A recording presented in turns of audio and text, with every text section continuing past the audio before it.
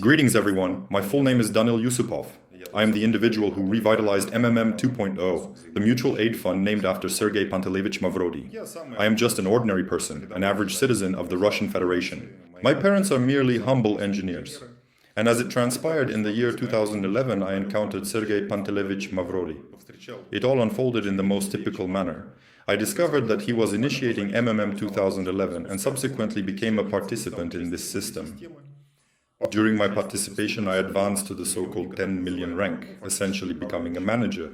Mavrodi personally appointed me. Later, in a challenging moment, Sergei Pantelevich delegated to me a personal function that he himself used to perform. I will include a link to the letter that tens of millions of MMM 2011 participants have seen in the description of this video. The primary objective of this introductory video is to illustrate and elucidate in straightforward language and through examples how the MMM system is organized, how it functions, and what its intended purpose is. Furthermore, we strive to contrast this system with traditional banks. Ultimately, we seek to comprehend how it has transpired that banks, which are ostensibly centered around financial matters, have clients who, in the majority of instances, can scarcely make ends meet. That's in the best case. Otherwise, they still owe money to the bank. And in what ways can regular individuals break free from this credit trap? How can they sustain their lives without resorting to taking out loans?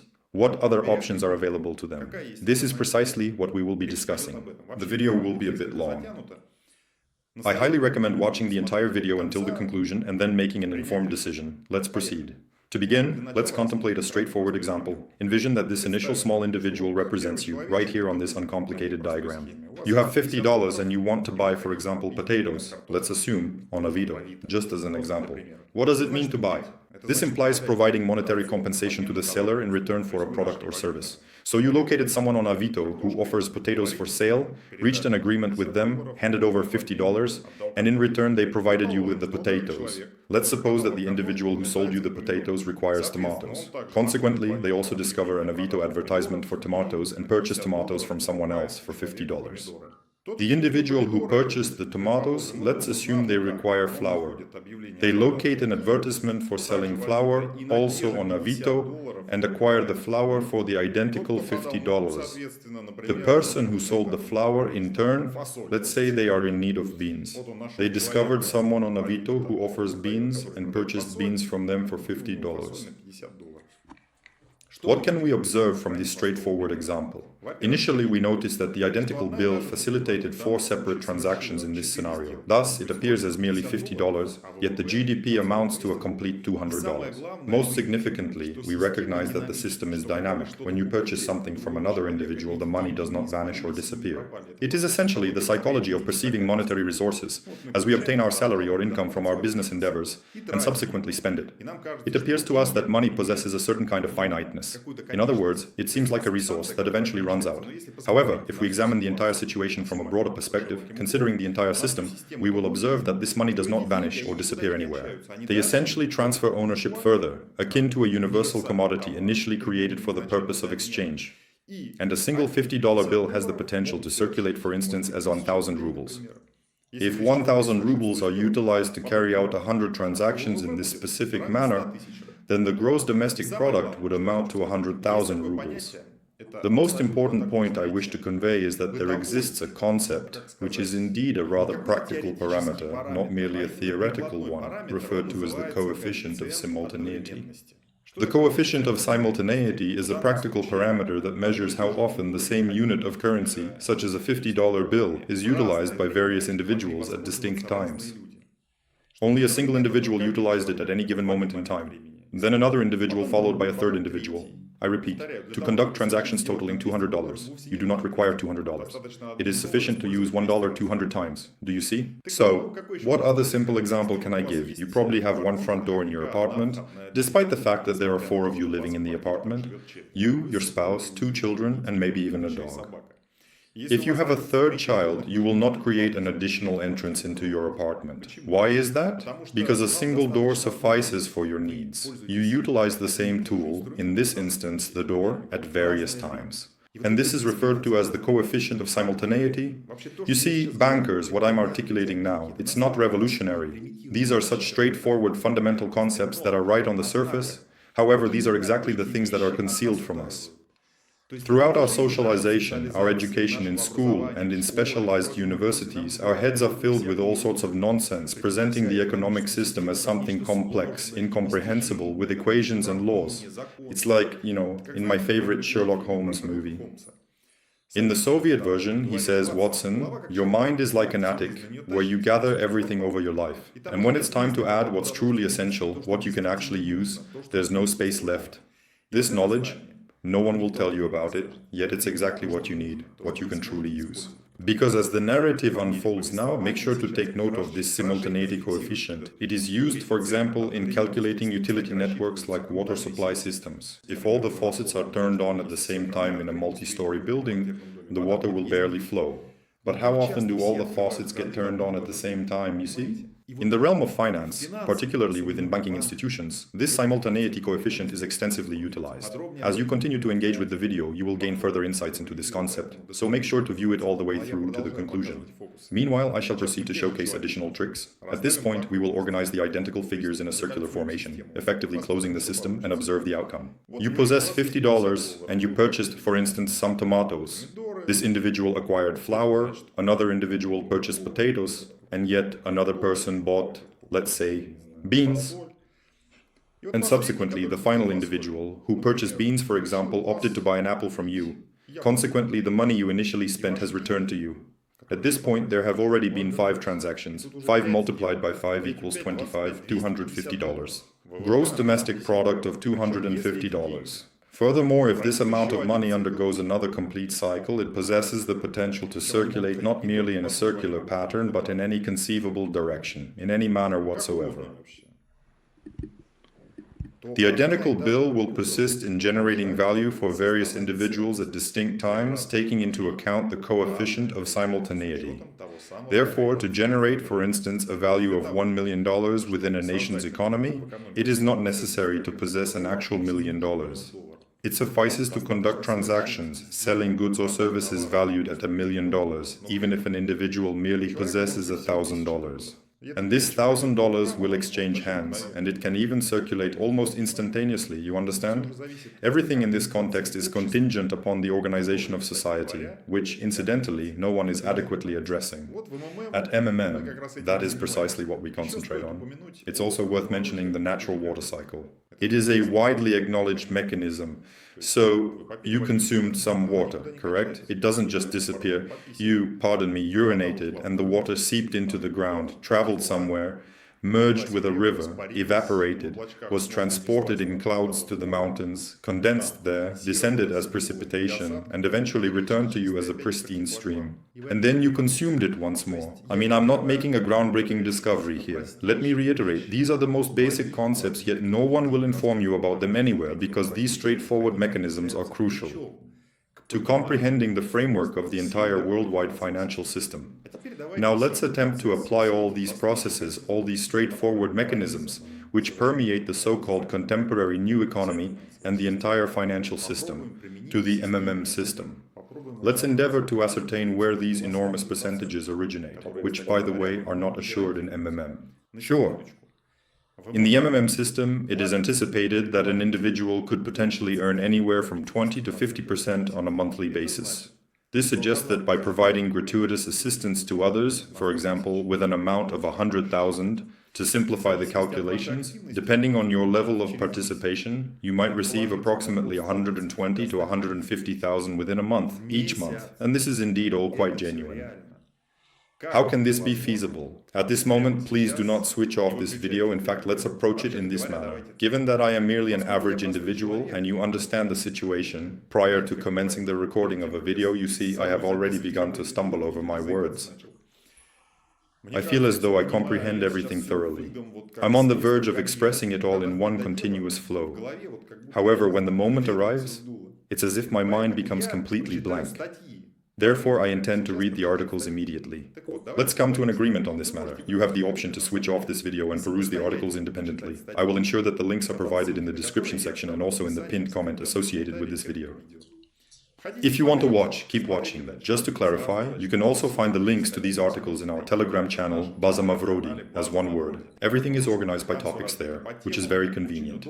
Incidentally, there exists a chat platform where individuals can pose inquiries regarding the MMM 2.0 system. Additionally, there is the primary MMM 2.0 discussion topic. Within that space, you will discover links to these articles. Let's proceed. How do you increase your money? Bankers will never disclose this information to you. Part 1. There are numerous methods to multiply your money. For example, currency can be printed, but I don't suggest using this method in real life unless you're the central bank governor. Instead, let's look at another way, which isn't as obvious and, importantly, is accessible to everyone. We're talking about a mutual aid fund, or as some call it, a financial pyramid scheme. I would still separate these two concepts, but more on that a little later. So how does it work? In the minds of numerous individuals, money is often associated with something finite, and it's quite understandable. Life experience demonstrates that as soon as a person receives their paycheck, it swiftly begins to deplete. Consequently, money is firmly perceived as something that is perpetually in short supply.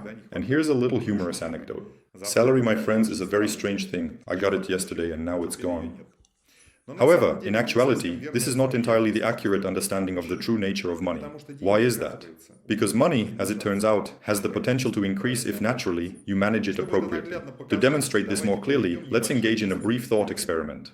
Incidentally, it doesn't necessarily need to be merely a thought experiment. You can in fact attempt what is outlined below in a practical setting by gathering around a table with friends and proposing that they each contribute 100 rubles to transform that 100 into, let's say, 500 rubles right before their very eyes. I'm sure that by the end of the experiment, they will be in mild shock from what they've seen. So let's begin. Imagine that 3 people, let's call them Petya, Vasya, and Yulia, decided to start their own mutual aid fund MMM 2.0. The conditions in MMM 2.0 are as follows. Participants can only withdraw funds from the pool in a specific order, meaning that not all participants can take money at the same time, which is the very simultaneity coefficient I mentioned. Once a participant has withdrawn money from the pool, they are required to make a purchase for that amount from any other participant in the pool. We only withdraw it when there is a genuine necessity to purchase something. In reality, this point might have been left out because, well, consider this. In what scenario do you, for instance, close a bank deposit and take out the money along with the interest? It is when you have a requirement for that money. And what exactly does requirement signify? This implies that you intend to utilize them, exchanging them for products or services. Consequently, it is self-evident that a participant within the cash pool who obtains payment for their goods or services should either promptly make a purchase from another participant of MMM 2.0, or if there is no immediate necessity for such a purchase, reinvest the money back into MMM 2.0. We don't keep money at home for a rainy day. They should be working in the system, which benefits everyone. In order to fill the cash register, our participants contributed 100 rubles each. As a result, there were 300 rubles in the register. Here we see the diagram. Petya, Vasya, Yulia. Here they are, so to speak, have pooled together their money. Up to this point, everything is straightforward and clear. But then the magic begins. Let's say participant Petya decided to purchase fresh fish from participant Vasya, which he caught in the lake. The fish cost 150 rubles. Petya takes 150 rubles from the cash box and gives it to Vasya, getting the fish in return. Vasya, according to the system's rules, deposits this money back into the cash register. For simplicity, let's assume that the system borrows this money each time. And here, on this diagram, we can see everything clearly. Petya takes 150 rubles from the system and buys fish from Vasya with it. Vasya, accordingly, deposits the money back into the cash register. After some time, Vasya needs to buy homegrown tomatoes that Yulia cultivates. For this, Vasya takes 150 rubles from the cash register and gives them to Yulia, getting tasty tomatoes in return. Yulia, with 150 rubles, chooses not to return the money to the cash register, but to spend it right away. What can you do? She's a woman. She buys herself lovely shell necklaces from Petya. For this purpose, participant Yulia gives participant Petya 150 rubles, which he, according to the rules, deposits back into the cash register. Vasya buys tomatoes from Yulia, who in turn buys a necklace from Petya. The circle is complete. Here we see it on the diagram. What is the result? Each participant in this system ultimately purchased goods or services worth 150 rubles, having invested only 100 rubles into the system.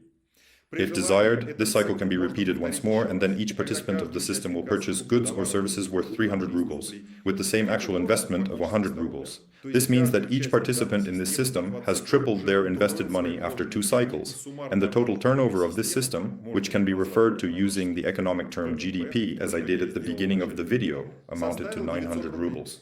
And that's despite the fact that there was never more than 300 rubles in the cash register. If desired, this cycle can be repeated many times. You can calculate for yourself how much the money invested in the system will multiply. And after you calculate, ask yourself the question: when will the money in this system run out? And when will the contributors run out? The conclusions that can be derived from the aforementioned scheme are as follows.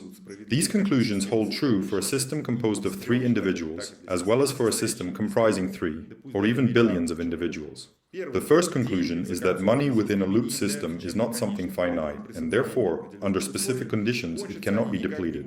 And each participant in the mutual aid fund can withdraw more from the system than they initially invested. The second conclusion is that the mutual aid fund can operate for a very long time. The system remains functional as long as the participants adhere to the rules established by the system. And throughout this entire period, participants will have the capability to repeatedly withdraw funds from the pool, indicating that the problem of depleting money does not arise. Third conclusion. The influx of new participants for such a mutual aid pool, unlike for instance those deceptive financial pyramids, is not absolutely necessary. Such a pool can effectively function independently. On the other hand, such an influx is desirable and will contribute to the growth and stability of the system's operation. However, we will discuss this topic in a separate article. Fourth conclusion. The mutual aid fund can easily withstand a simultaneous withdrawal of funds amounting to 1.2 times its balance. In our example, it's 150 rubles. In essence, even if all participants were to withdraw all the funds available in the mutual aid fund's balance at the same time, it is not catastrophic for the fund. This is because, quite evidently, this money will eventually return to the fund. Fifth conclusion. Given that the mutual aid fund has the capability to generate money indefinitely, the amount of debt owed to participants that the system will accumulate throughout its operation is absolutely not critical. The crucial element is solely the conduct of the individuals within this system. If every participant chooses to withdraw all the available funds simultaneously, there will not be sufficient resources. As Sergei Pantelevich Mavrodi, an exceptionally intelligent thinker, frequently highlighted, the volume of debt is not crucial for MMM. What is truly crucial is the conduct of the individuals, which consequently relies entirely on their disposition. In this regard, I would like to say, here is a successful recipe for participating in MMM. Simply participate with amounts that are not critical for you, with money that you don't mind giving away freely, as there are no guarantees, obligations or promises to give to another person only in the hope of being able to request the same kind of free assistance from others, presumably in a larger amount. An observant reader may notice that, besides money, each participant also invests their labor into the system, producing various goods or services that other participants then purchase. And what can you buy? Only a very limited number of such goods and services, as the circle of participants producing them consists of just 3 people, at least in this example. By the way, this is one reason why expanding in the mutual aid fund is necessary. All of this is true, but it's only part of the truth. The main truth is ahead. Part 2. Let's read it now. According to the script, essentially the same mechanism for creating new money is used by all modern banks, as well as by fraudsters in various financial schemes. However, in those cases, this mechanism operates with the aim of deceiving participants and enriching the founder of the pyramid. In our particular scheme, it is equivalent to all participants collectively transferring their funds into one individual's account, and then that individual vanishing with all the money. However, in the MMM system, individuals transfer money directly to one another, which means the funds do not accumulate in any central location. Suppose you decide to offer assistance, metaphorically speaking, by purchasing those abstract Mavro, whose rates are purportedly increasing by 20 to 50% per month. In this scenario, you will transfer your funds directly to another individual, not to a decurion or some organizers, but to another participant who, just like you at this moment, has already provided the same type of gratuitous assistance. Therefore, I differentiate between the term financial pyramid, at least in the sense in which most lay people understand it, and mutual aid fund, because despite similar working principles, the goals of a fraudulent pyramid and a mutual aid fund are diametrically opposed. Lifehack. In MMM, you can start participating without risking your money. Step-by-step instructions on how to get free money from banks can be found on the Telegram channel Banco Trias. I will also leave the link to this Telegram in the description of this video and in the pinned comment. Now let's move on to the next part of this article. So, as we have already determined in the first part of the article, money can multiply. And all that is required to achieve this is to start exchanging it with each other in a closed loop, following simple rules. Let's come to an agreement to refer to the system that facilitates this process as a mutual aid fund, or in a more concise form, MMM 2.0. Everything, it seems, is quite remarkable within this system. The overall well-being of the participants involved in the mutual aid fund is consistently on the rise. Individuals withdraw funds from the communal pot as needed and as a result have forgotten what poverty and credit slavery truly entail. However, there is one problem. The variety of goods and services that participants of MMM 2.0 can acquire directly depends on the total number of these participants. In our example, there are only 3 participants, Petya, Vasya and Yulia. And inevitably, a circumstance emerges where, for instance, Petya desires to purchase something that neither Vasya nor Yulia are able to provide him. In one of the remarks on the initial segment of the article, an individual mentioned to me that while everything appears favorable, and money can indeed increase and serve people, this is only applicable for a closed system. And if you start withdrawing money from the system, such a system will inevitably collapse. This is not entirely correct, or rather, it is completely incorrect. The mere act of withdrawing funds from the system is not necessarily fatal for it. Let's make our thought experiment a bit more complex and examine what occurs if one of the participants in our fund opts to withdraw money from it. Suppose Vasya, who is registered with the fisherman, needs to purchase a new fishing hook. Neither Petya nor Yulia is able to offer him this particular product. So Vasya withdraws 150 rubles from the collective fund and purchases a fishing hook at Kostya's fishing shop, which is not yet a member of MMM 2.0. MMM 2.0 is left with just 150 rubles remaining. It appears that one more similar transaction and MMM 2.0 will be depleted. Is it truly, as they say, finita la commedia? And here we see a simple scheme, a diagram, which illustrates all of this. The withdrawal of money from a closed system creates certain difficulties in its operation, but it is not necessarily fatal. However, it is not entirely straightforward. The 150 rubles that Kostya received he will eventually spend elsewhere. Clearly, money itself is not a physical asset that can be consumed or worn, for instance. Let's assume he provides it as compensation to Marina, the cleaning lady, who tidies up his store in the evening and receives her wages on a daily basis. Marina is also not a participant in MMM 2.0. Not yet. Although her acquaintance, Yulia, a participant of MMM 2.0, once invited her to join them and thereby start improving her financial situation. But Marina declined because she doesn't have time to participate in any scams. She needs to work, honestly, and pay off her loans. Indeed, it is quite understandable why Marina feels this particular way. She has 3 young children, an alcoholic husband, and a substantial pile of overdue loans. She hasn't placed her belief in anything positive in life for quite a long time. In such harsh and inhumane living conditions, it is no surprise that she couldn't care less about all these circular financial mutual aid schemes. She simply doesn't have time to figure it all out. Perhaps it makes sense to write a separate article about how Marina ended up in such a situation and how she can get out of it. If this topic interests you, please let us know in the comments directly on this video, but we've gotten a bit sidetracked. Let's continue. Marina, in turn, will buy tomatoes with that money from her friend Yulia. And Yulia, being a participant in MMM 2.0 and understanding all the benefits of participating in the mutual aid fund, is already putting that money back into MMM 2.0. And once again, the circle is complete, as you can see on a simple diagram. The money from the fund inevitably returns back. It is merely a matter of time. Naturally, in practical terms, the journey of these 150 rubles before they eventually return to the fund could take a significantly longer duration. However, for us, the most crucial aspect is the conclusion we can derive from this narrative. And that conclusion is as follows. Funds that are withdrawn from the closed-loop system will inevitably find their way back into it after a certain period of time, assuming that the system continues to remain operational. Moreover, the more participants there are in the system, the faster the money will return to the common pool. Consider this, the population of Russia is approximately 145 million people. Let's assume our mutual aid fund currently consists of only 145 participants. Let's say they're all Russian citizens for simplicity. This means that for every million people there will be one participant of MMM 2.0, and the money withdrawn from MMM will have to pass through the hands of a million people before reaching an MMM 2.0 participant who will return it to the fund. Such a journey of money can take quite a long time. However, if the quantity of participants in MMM 2.0 were to increase twofold, for instance, to 290 individuals, the duration required for the money to circulate back to the shared fund would likewise be reduced by half. Now envision how significantly swifter the circulation of money will be if our mutual aid fund encompasses 1 million participants. In such a scenario, the money will return to the collective pot in just a few months at most. With 10 million participants, our system becomes almost invulnerable. One participant for every 10 to 15 able-bodied individuals. Since the speed at which money returns to the system directly depends on the number of participants in this system, let's summarize this article. The first conclusion. The variety of goods and services that participants of MMM 2.0 can acquire directly depends on the total number of these participants.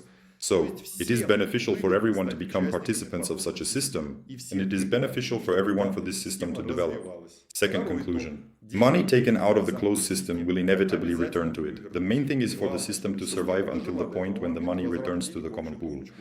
The autonomous lifespan of the system can indeed be regulated by implementing certain measures. We will address this particular topic in a separate article in the future. Thirdly, the greater the number of participants in the system, the more rapidly the money returns to the common pool, and consequently, the more stable the system becomes.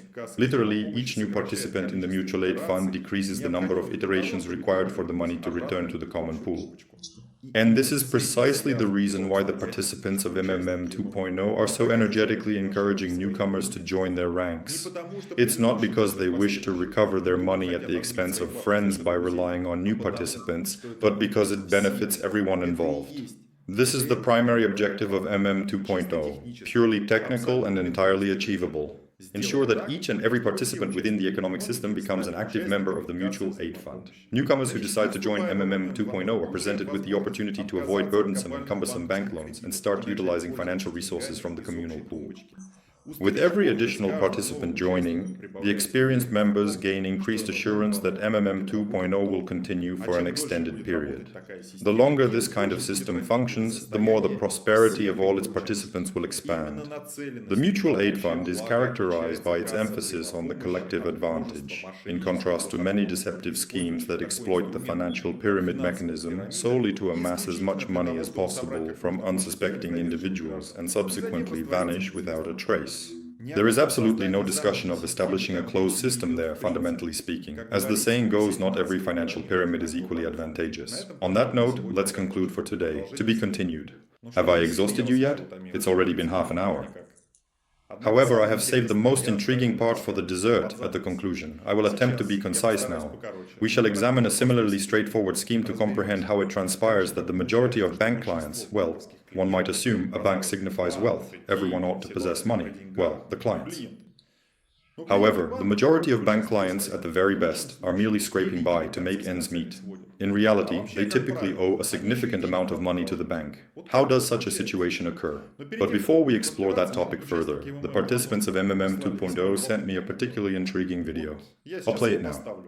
Not a single occasion has any governmental financial institution, whether it be the pension fund, the Bank of Russia, or even a commercial bank, ever functioned in favor of the depositors, the general populace, the citizens, or the nation of Russia. Everything was carried out to the detriment of the people. Indeed, somehow our state managed to endure throughout the process.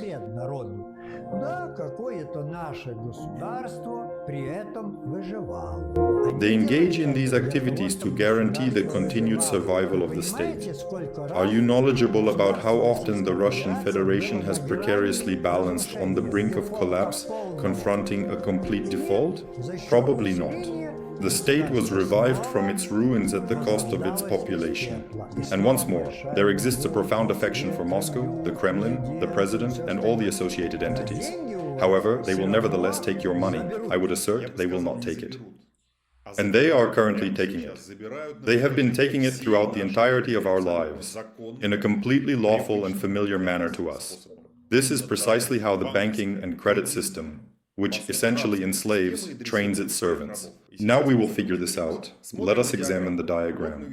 Here we observe the same small figures. We can see that they are exchanging products and services with one another. We observe 3 individuals possessing money and 3 individuals lacking money. We see they are all within one big circle. This circle represents the economy, showing it's a closed system.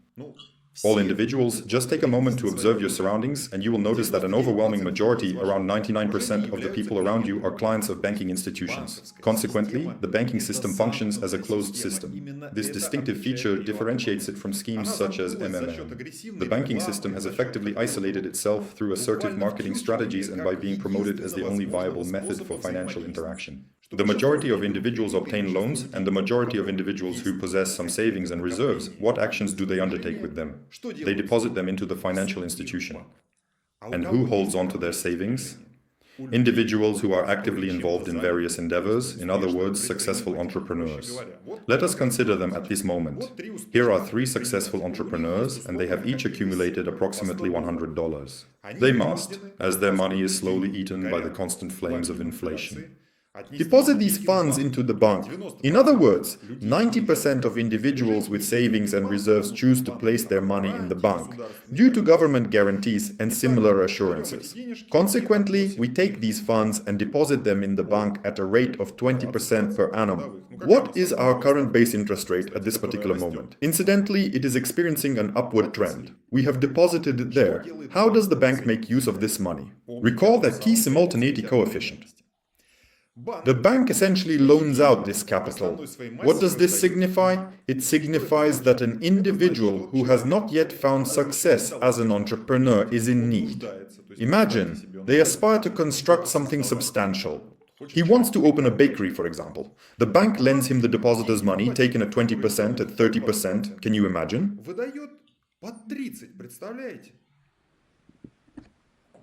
And this is precisely where the mysterious financial magic commences. The individual who is eager to establish a business venture secures a loan for the essential initial capital, purchases necessary equipment from another individual, and initiates the business operations. Consequently, for this other individual, it's an excess, the very same savings and accumulated funds, and he deposits them once again in the bank. The bank takes these funds as new and loans them out again. But here's the fascinating aspect. If the original individual who deposited financial resources into the bank and sold equipment to another person who utilized his money as a loan chooses to withdraw his deposit along with the accrued interest, where does the banker acquire the interest from? It is derived from the financial resources of other depositors. Therefore, in order to return the funds along with interest, the bank essentially does not exert any significant effort. It merely taps into the financial resources of other individuals, meaning it utilizes the funds of other depositors to compensate this particular individual. And herein indeed lies the most significant deception. So what exactly is the problem? If this person withdrew the money with interest, he probably bought something from someone else. And for that other person, it's again surplus savings, which he then took back to the bank. The banking system functions in a somewhat closed-off manner, with all the financial resources somehow circulating through the banker. Essentially, they operate for the benefit of the banker. The individual at the top, who has secured a loan to repay the bank with interest, requires these essentially non-existent funds. Sergei Panteleyevich Mavrodi explicitly addressed this, stating that an individual who takes out a loan commits to a lifetime of debt servitude.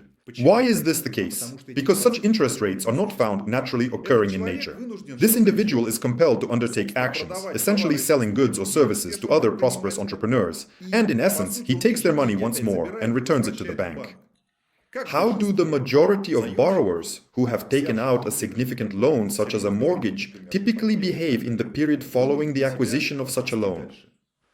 They are compelled to secure further loans in order to settle the preceding ones. There is nothing astonishing about this situation. This is due to the fact that any given system is distinguished by its fractality. Fractality indicates that if we examine a typical Russian household, we can discern what the Russian nation embodies. Do you comprehend? That is to say, each individual small cell of the entire organism essentially possesses the characteristics of the whole organism. In this particular case, fractality implies that the entire global financial system is predominantly led by the US dollar. That's exactly how it works. The Federal Reserve System essentially is a banking syndicate. It's simply a corporation of private bankers. Moreover, this system is just over 100 years old. The Federal Reserve System was established in 1914. It's not that old, just to point out. So the Federal Reserve prints money. It is literally the only place that produces dollars.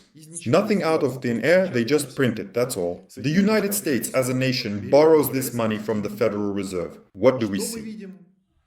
What is occurring with the national debt of the United States? It persistently continues to expand. Why does this happen? Because, in order to settle the preceding debt, it becomes essential to borrow additional financial resources. And where can they get them if only the Federal Reserve prints them? Borrow again.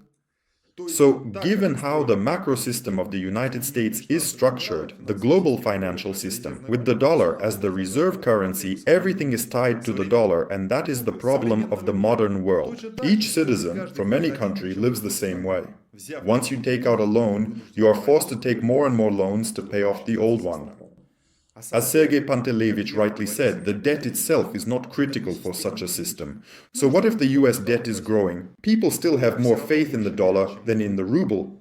You see, here it depends more on other factors, on the scale. The worldwide financial system is entirely closed, much like the banking system itself. The only way to escape it is by traveling to the moon, venturing into outer space, or entering a vacuum. In other words, there is simply no getting away from it. Everything is intricately interconnected. Therefore, people are forced to believe in the dollar. So the goal of the MMM system, as Mavrodi said, is that the dollar is a dragon. You need to summon another dragon to win, to defeat this dragon.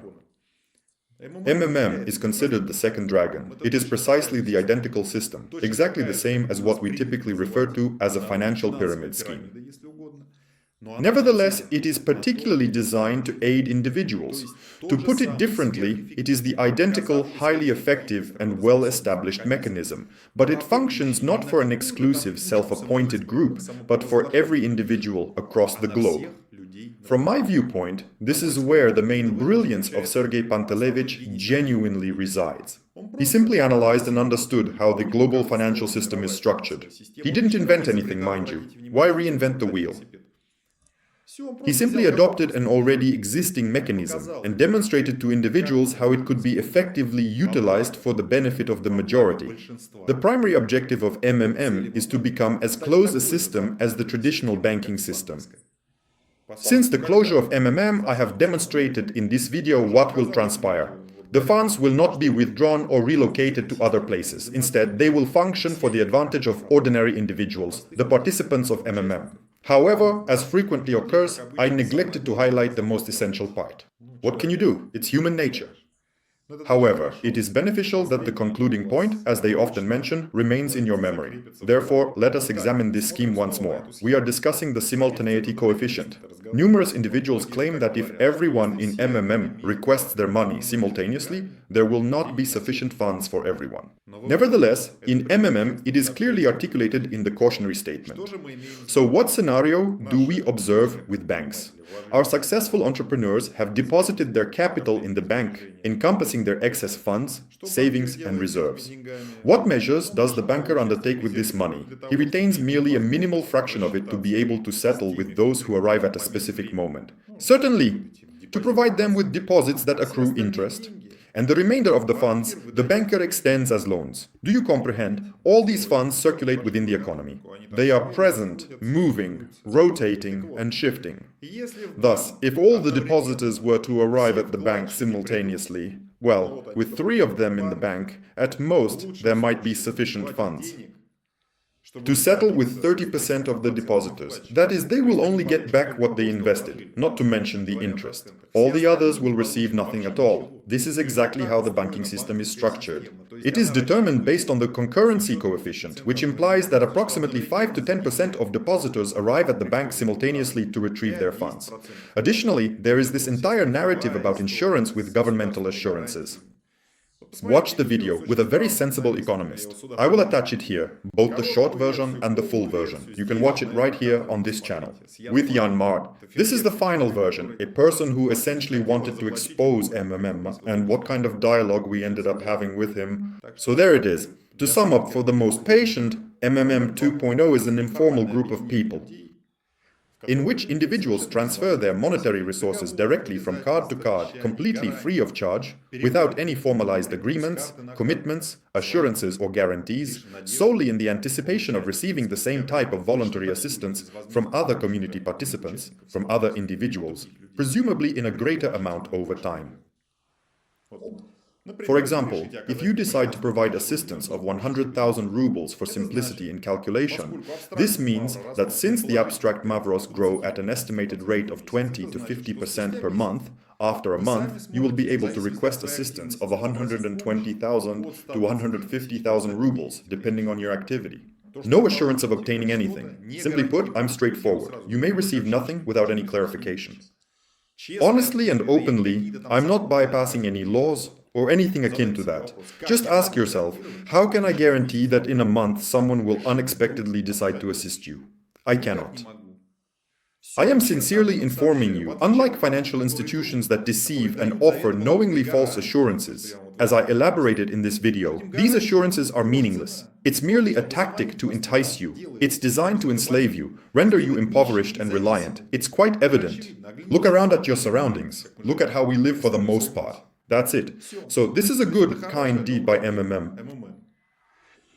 Therefore, I suggest that you do not have to trust my words, nor do you need to trust the media with all these narratives about scams, fraudulent activities and Ponzi schemes. Indeed, naturally, banks are not scams or fraudulent entities. Simply verify everything through your own personal experience. Investigate it, read the advisories on Mavrodi.com and engage, and generally participate with a non-essential amount. Well, there are no guarantees at all. So, participate with the money that you truly don't mind giving to other people completely for free. Just like that. Take it and give it away. Donate. Hoping others might eventually donate more to you. That's basically it. The key to successful participation in MMM is simple. Therefore, it is entirely lawful and considered a benevolent act to transfer funds to one another from card to card. Each bank indeed offers this functionality. You access the online banking platform of any bank, and there is an option to transfer money through the SPP to another individual. That is all there is to it. Foreign participants use USDT, Bitcoin, and other cryptocurrencies. They transfer funds directly to each other, wallet to wallet similarly. Everything is absolutely legal. It cannot be prohibited. We do not need any licenses. We are clients of the banks, and all the licenses are already with the banks. We are simply using their services. Alright, figure it out. Read the reviews, read the warnings, ask questions in the chat. Or better yet, just go ahead without any unnecessary, as they say, questions. What questions are there? It's as simple as... It is as clear as daylight. Determine an amount that is not absolutely essential. Communicate your intention to the leader, naturally sign up, and clearly express your desire to provide assistance. Work through everything independently, and remember, only collectively can we accomplish a great deal.